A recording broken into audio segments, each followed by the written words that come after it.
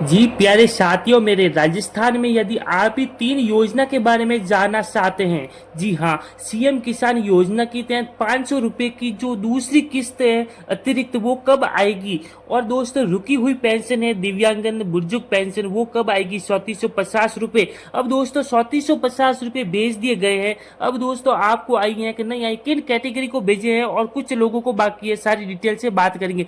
इससे पहले आपसे रिक्वेस्ट है दोस्तों, खादी सुरक्षा में यदि आपका भी नाम जोड़ना बाकी है तो जल्दी से चैनल को सब्सक्राइब करिए, वीडियो को लाइक एवं शेयर करें दोस्तों। लाल बटन दिख रहा है और अपना कमेंट में अपना नाम लिखे और अपना सिटी का नाम लिखे। जी हाँ, कमेंट में अपना सिटी का नाम जरूर लिखे, ताकि आपको कोई भी समस्या हो तो मैं संपर्क करूंगा आपसे दोस्तों। जी हाँ, अब दोस्तों बात आती है, अब सबसे पहले बात करते हैं जो रुकी हुई पेंशन है, वो मुख्यमंत्री भजनलाल शर्मा के द्वारा दोस्तों पेंशन दिव्यांगन पेंशन, विकलांग कैटेगरी और एकल नारी कैटेगरी को भेज दी गई है। जी हाँ, उसके खाते में पेंशन जमा हो गई है। अब दोस्तों ऐसा नहीं है कि सभी के खाते में जमा हो गई है, किसी के खाते में बाकी भी है। तो इसके लिए दोस्तों क्या करें, आप चेक कर सकते हो। अब दोस्तों बुजुर्ग पेंशन है, जो जो उम्र वाइज जो कि 60+ पेंशन योजना आती है, उसको दोस्तों अभी तक नहीं आई है। तो इसके लिए क्या करें, स्टेटस दो दोस्तों, क्या करने की जरूरत नहीं है, 25 अक्टूबर से पहले सरकार द्वारा भेज दी जाएगी, दीपावली से पहले। ये महत्वपूर्ण खबर है, आप ध्यान रखें। अब सेकंड स्कीम के बारे में बात करते हैं। स्क्रीन पर देखिए, सीएम किसान योजना। जी हाँ, सीएम किसान योजना के तहत राजस्थान में 2000 की अतिरिक्त किस्त मिलने जा रही थी। अब दोस्तों इसमें 1000 रुपये की पहली किस्त 30/6/2024 को जमा हो गई है। आपके खाते में आई या नहीं, कमेंट में टाइप करें। अब दोस्तों बात आती है सेकंड किस्त, तो 25 अक्टूबर 2024 तक भेजी जा सकती है दोस्तों। महत्वपूर्ण खबर ये है दोस्तों। जी हाँ, अब दोस्तों बात आती है दोस्तों एक सामाजिक सुरक्षा पेंशन को लेकर, जो ग्राम सभा में एक महत्वपूर्ण न्यूज आई है सामने, अभी अभी न्यूज आई है दोस्तों। देखिए, अनुमोदित के बाद ही रोकी जा सकेगी पेंशन। अब दोस्तों जो पेंशन रोकी जा रही है, इसमें एक महत्वपूर्ण न्यूज निकल कर आ रही है, इसलिए मैंने सोचा कि सबसे पहले आपके सामने ये न्यूज पेश करूं।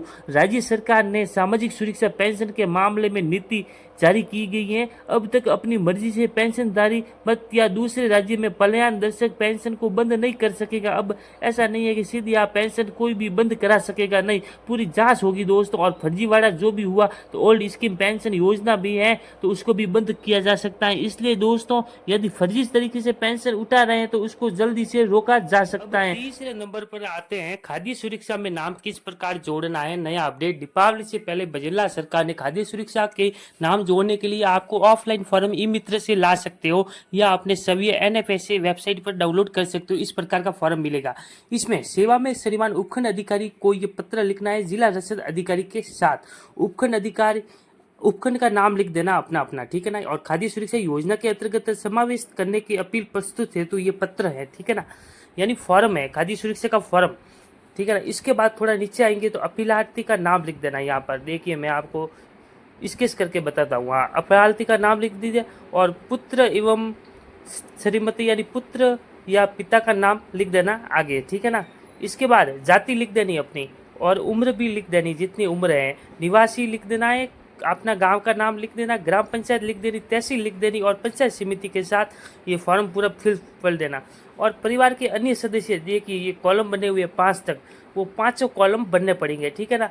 एक सव्य या पिता पुत्र जो भी लगता है इसमें से। अब महत्वपूर्ण बात ये है, अब दोस्तों समावेश तथा प्राथमिक श्रेणी, ये श्रेणियाँ लिखी गई है, इसमें से किसी एक श्रेणी को आपको सेलेक्ट करना पड़ेगा, पेन से निशान लगाना पड़ेगा। जो बीपीएल है तो बीपीएल लगा देना, यदि बीपीएल नहीं है तो अन्य श्रेणी, यानी मुख्यमंत्री वर्जन पेंशन योजना प्राप्त हो रही है तो उसमें 1 नंबर पर क्लिक कर देना।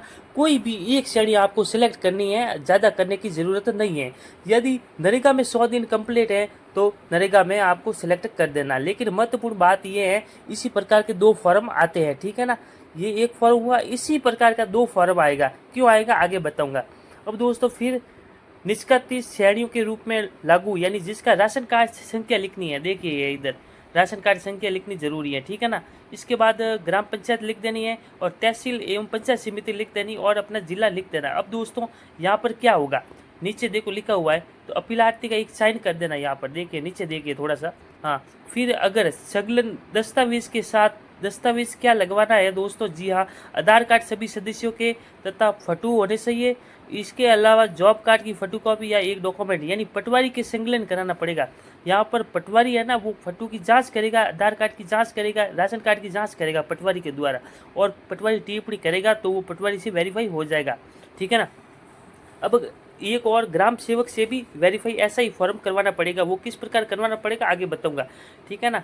फिर शपथ पत्र भर दिया। मैं थोड़ी स्पीड में बता रहा हूँ क्योंकि वीडियो काफ़ी लंबा हो जाएगा तो फिर आप को समझ में नहीं आएगा, इसलिए। अब खाद्य सुरक्षा योजना के अंतर्गत दूसरा फॉर्म देखिए।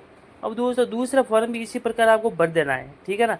ये सारी डिटेल लिख देनी है और इसमें से एक कैटेगरी को सिलेक्ट कर देना, क्योंकि शहरी एवं ग्रामीण क्षेत्र का फॉर्म होने के साथ ही दोस्तों 2 बार आपको फॉर्म इसलिए भरना पड़ेगा क्योंकि ऑफलाइन नाम जोड़वाने के लिए दोस्तों ग्राम सेवक की भी अनुमति लेनी पड़ेगी। इसी प्रकार एक जाति का आपका सिलेक्ट कर देना, श्रेणियों का सिलेक्ट कर देना, ठीक है ना। इसी प्रकार अब आगे देखिए वो अब दस्तावेज आधार कार्ड, जॉब कार्ड, ठीक है ना, और श्रमिक कार्ड हो तो श्रमिक कार्ड, और राशन कार्ड तो कंपल्सरी है ही। अब दोस्तों इधर ग्राम सेवक के साइन होंगे, ठीक है ना, ग्राम सेवक की साइन एवं सील लगेंगे।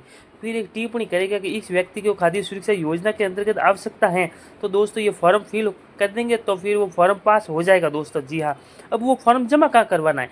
जमा आपको SDO ऑफिस या फिर जिला रसद अधिकारी में जाकर एक अपील दर्ज कर सकते हो। अपील दर्ज करने पर जैसे ही उसको लगेगा कि हाँ ये वास्तव में परिवार खाद्य सुरक्षा के योग्य है, तो आपका फॉर्म स्वीकृत करके आपको खाद्य सुरक्षा का लाभ दिया जा सकेगा दोस्तों, जी हाँ।